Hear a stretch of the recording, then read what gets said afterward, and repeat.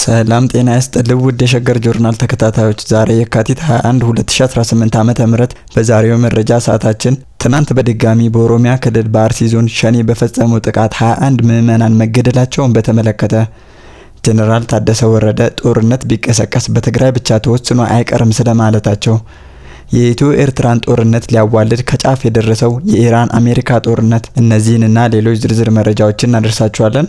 አብራችሁን ቆዩ። ትናንትና በኦሮሚያ ክልል ምስራቅ አርሲ ዞን ሸርካ ወረዳ ውስጥ የተፈጸመ አሰቃቂ ጥቃት የሀገሪቱን የጸጥታ ቀውስና የዜጎችን ደህንነት የመጠበቅ ኃላፊነት ያለበትን አካል ዳተኝነት ዳግም ለዓለም አረጋግጧል። በዚህ አዲስ በተቀሰቀሰ ጥቃት ቢያንስ 21 የኦርቶዶክስ እምነት ተከታይ ምዕመናን በአሰቃቂ ሁኔታ ተገድለው የቀብር ስነ ስርዓታቸው የተፈጸመ ሲሆን አካባቢው አሁንም በከፍተኛ ስጋት ውስጥ ይገኛል። እንደ ወረዳው ቤተ ክህነትና እንደ አርሲ ሀገረ ስብከት መረጃ ጥቃቱ የተፈጸመው በሸርካ ወረዳ ጃዊ ዋጩ ወይንም ጃዊ ተብሎ በሚጠራ ቀበሌ ውስጥ ነው። የካቲት 19 ቀን 2018 ሌሊት 10 ሰዓት ላይ የጀመረው ይህ ጥቃት የታጠቁ ኃይሎች በንጹሃን መኖሪያ ቤት ላይ በከፈቱት ድንገተኛ ተኩስና በፈጸሙት ግድያ አንድ ካህን፣ 2 ሴቶችና 18 ወንዶች በድምሩ 21 ሰዎች ወዲያውኑ ህይወታቸው አልፈዋል። የሸርካ ወረዳ ቤተ ክህነት ተወካይ በከባድ ሀዘን ውስጥ ሆነው ለሸገር ጆርናል እንደገለጹት እስካሁን 21 ምዕመናንን ቀብረን ተመልሰናል። ነገር ግን ግድያው አሁንም አላቆመም። ታጣቂዎቹ እዚያው ቀበሌ ውስጥ ገብተው ቤቶችን እያቃጠሉና ተጨማሪ ግድያ እየፈጸሙ ነው ብለዋል። ይህ መረጃ የሚያመለክተው የጸጥታ ኃይሎች በቦታው የደረሰውን ጥቃት ማስቆም አለመቻላቸውን ነው። ከሟቾቹ በተጨማሪ 2 ሰዎች በታጣቂዎች ታግተው መወሰዳቸው እንዲሁም 8 ሰዎች የደረሱበት ሳይታወቁ መጥፋታቸውና ሌሎች 8 ደግሞ ከባድ የአካል ጉዳት ደርሶባቸው በሆስፒታል የሕክምና እርዳታ እየተደረገላቸው መሆኑ ታውቋል። ይህ ጭፍጨፋ በዞኑ የተፈጸመው የመጀመሪያው አይደለም። ከ2 ቀናት በፊት የካቲት 17 2018 በመርቲ ወረዳ ፈረቅሳ በተባለ ቦታ 4 ንጹሃን መገደላቸውና ከ10 በላይ ቤቶች መውደማቸው ይታወሳል። የሶማሌና የምስራቅ አርሲ ሀገረ ስብከት ሊቀ ጳጳስ ሁኔታውን የልጆቻችን ሞት የኛም ሞት ነው ሲሉ ገልጸውታል።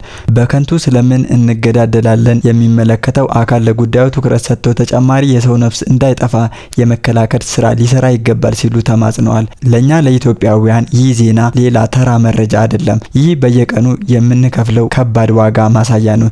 ዜጎች በልጆቻቸው ደምና በኢኮኖሚ ውድቀት የሚከፍሉት ዋጋ መጨረሻው ምን እንደሆነ ግራ የሚያጋባበት ወቅት ላይ ደርሰናል። ይህ ትርጉም አልባ ጦርነት ተብሎ ሊፈረጅ የሚችለው ግጭት ሀገሪቱን ወደ ማያልቅ የጥልቁ አዘቅት ውስጥ እየከተታት ይገኛል።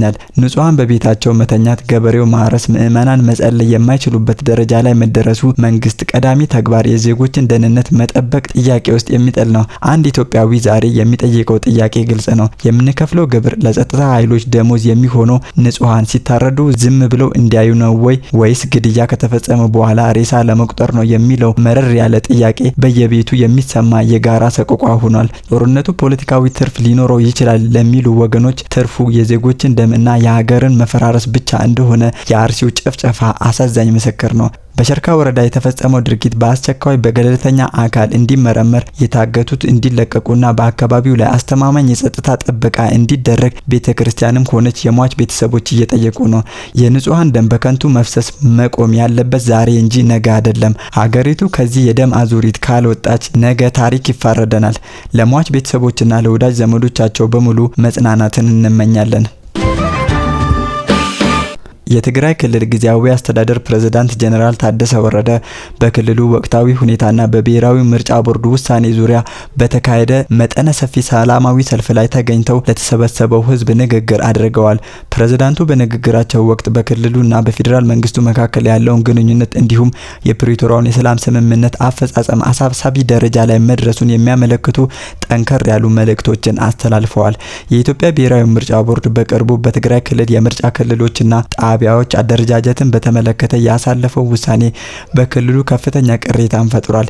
ይህንኑ ተቃውሞ ለመግለጽ በመቀሌ ከተማ በሺዎች የሚቆጠሩ ነዋሪዎች አደባባይ የወጡ ሲሆን ጀነራል ታደሰ ወረደም በዚሁ መድረክ ላይ በመገኘት የክልሉን መንግስት አቋም አንጸባርቀዋል። እንደ ፕሬዝዳንቱ ገለጻ የምርጫ ቦርድ ውሳኔ የክልሉን ተጨባጭ ሁኔታና የህዝብን ፍላጎት ያላገናዘበ ከመሆኑም በላይ በሰላም ሂደቱ ላይ እንቅፋት ሊፈጥር እንደሚችል አመላክተዋል። ጀነራል ታደሰ ወረደ በንግግራቸው እጅግ አሳሳቢ ነጥብ አድርገው ያነሱት በክልሉ ውስጥ ዳግም የጦርነት ደመና እያጠላ መሆኑን ነው። አዲስ ጦርነት ከተቀሰቀሰ በትግራይ ክልል ብቻ ተወስኖ አይቀርም፣ ይልቁንም ወደ መላው የሀገሪቱ ክፍል ሊስፋፋ ይችላል ሲሉ ብርቱ ማስጠንቀቂያን ሰጥተዋል። ይህ ንግግራቸው በአገሪቱ ላይ ሊያንዣብብ የሚችለውን የጸጥታ ቀውስና የጦርነት አውዳሚነት የሚያመለክት ሲሆን ዓለም አቀፉ ማህበረሰብና የፌዴራል መንግስቱ ጉዳዩን በትኩረት እንዲመለከቱት ጥሪ አቅርበዋል። ፕሬዝዳንቱ አክለውም ጦርነት አማራጭ ሊሆን እንደማይገባና ካለፈው የ2 ዓመት ደም አፋሳሽ ግጭት ትምህርት መወሰድ እንዳለበት አሳስበዋል።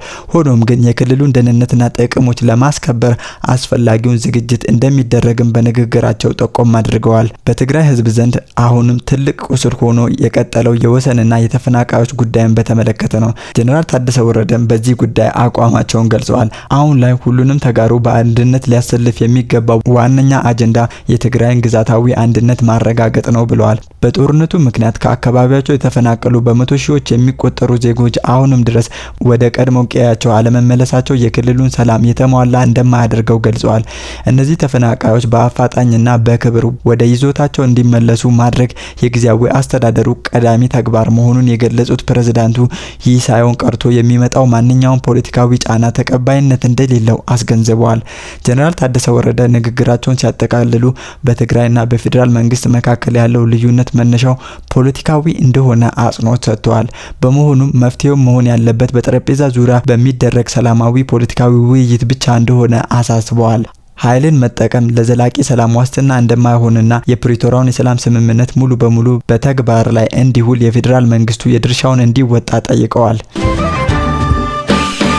በአሁኑ ሰዓት ዓለም አቀፉ የፖለቲካ መድረክ ከፍተኛ ውጥረት ውስጥ ይገኛል። በአንድ በኩል በአሜሪካና በኢራን መካከል የተቀሰቀሰው ቀጥተኛ ወታደራዊ ግጭት፣ በሌላ በኩል ደግሞ ይህንን ተከትሎ በኢትዮጵያና በኤርትራ መካከል ሊከሰት ይችላል የሚባለው አዲስ ጦርነት የቀጠናውን ደህንነት አደጋ ላይ ጥሎታል። ዛሬ በአሜሪካና በእስራኤል ጥምር ኃይሎች በኢራን ላይ የተሰነዘረው ጥቃት ቀጠናውን ወደማይመለስ ቀውስ ውስጥ ከቶታል። አልጀዚራ እንደዘገበው በሰሜናዊ እስራኤል ከፍተኛ ፍንዳታ ድምጾች እየተሰሙ ሲሆን ይህም ኢራን በተሰነዘረባት ጥቃት በወሰደችው አጸፋ እርምጃ የመጣ መሆኑ ተረጋግጧል። የኢራን መንግስታዊ ቴሌቪዥን እንደገለጸው በመቶዎች የሚቆጠሩ ሚሳኤሎች ወደ እስራኤል ግዛት የተተኮሱ ሲሆን የእስራኤል የአየር መከላከያ ስርዓቶች ጥቃቶቹን ለመቀልበስ ከፍተኛ ጥረት እያደረገ ይገኛል። ይህም በመባባስ በባህሬን፣ በኩዌትና በአቡዳቢ በሚገኙ የአሜሪካ የጦር ሰፈሮች ላይ ጭምር ያነጣጠረ መሆኑን ግጭቱ ከመደበኛው የድንበር ወሰን አልፎ ቀጠናዊ ይዘት እንዲኖረው አድርጎታል። በዚሁ ምክንያት ዩናይትድ አረብ ኤሚሬትስ፣ ባህሬን እንዲሁም ኩዌት የአየር ክልላቸውን ሙሉ በሙሉ መዝጋታቸውን አስታውቀዋል። የጂኦፖለቲካ ተንታኞች በአሁኑ ወቅት ትልቁን ስጋት የሚያስቀምጡት በምስራቅ አፍሪካ ቀንድ ላይ ነው። እንደ ተንታኞቹ ገለጻ አሜሪካና ሌሎች ሀያላን አገራት ትኩረታቸውን ወደ መካከለኛው ምስራቅ ሲያዞሩ በኢትዮጵያና በኤርትራ መካከል ያለው የሻከረ ግንኙነት ወደ ወታደራዊ ግጭት ሊያመራ የሚችልበት እድል ለኢትዮጵያ ሊፈጠር ይችላል የሚል ከፍተኛ ስጋትን ደቅኗል። ዓለም አቀፉ ማህበረሰብ በታላላቅ ሀያላን ጦርነት ትኩረት ሲያደርግ በታዳጊ ሀገራት መካከል የሚፈጠር ግጭት የሚሰጠው የሚዲያና የዲፕሎማሲ ሽፋን ዝቅተኛ ይሆናል። የኢትዮጵያ መንግስት የባህር በር ፍላጎቱን በዲፕሎማሲያዊ መንገድ ለማሳካት ጥረት እያደረገ ቢሆንም የኤርትራ መንግስት የሚያሳየው ግትርነት ለወታደራዊ አማራጭ መንገድ ሊከፍት እንደሚችል ይገመታል። የተባበሩት መንግስታት ድርጅት የጸጥታው ምክር ቤት በአሜሪካና በኢራን ጉዳይ በሚከፋፈልበት ወቅት በኢትዮጵያ ላይ ወጥ የሆነ ማዕቀብ የመጣል እድሉ አነስተኛ ነው። የየመን ሁቲ አማጽያን በመካከለኛው ምስራቅ የተቀሰቀሰውን ግጭት ተከትሎ በቀይ ባህር በሚያልፉ የንግድ መርከቦች ላይ የሚያደርሱትን ጥቃት ዳግም እንደሚጀምሩ በይፋ አስታውቀዋል። አሜሪካና እስራኤል በኢራን ላይ የከፈቱት ጥቃት ለመመከት ዝግጁ ነን ያለው የሁቲ ቡድን በቀይ ባህር የንግድ መስመር ላይ የሚፈጠር ስጋት የዓለምን ኢኮኖሚ ዳግም ሊያናጋው ይችላል። ይህ ሁኔታ በተለይ ለኢትዮጵያና ለቀጠናው ሀገራት የንግድ እንቅስቃሴ እጅግ አደገኛ ነው። የነዳጅ ዋጋ መናርና የመርከብ ጉዞዎች መስተጓጎል በምስራቅ አፍሪካ ላይ ከፍተኛ የኑሮ ውድነትን ሊያስከትል እንደሚችል የኢኮኖሚ ባለሙያዎች ያስጠነቅቃሉ።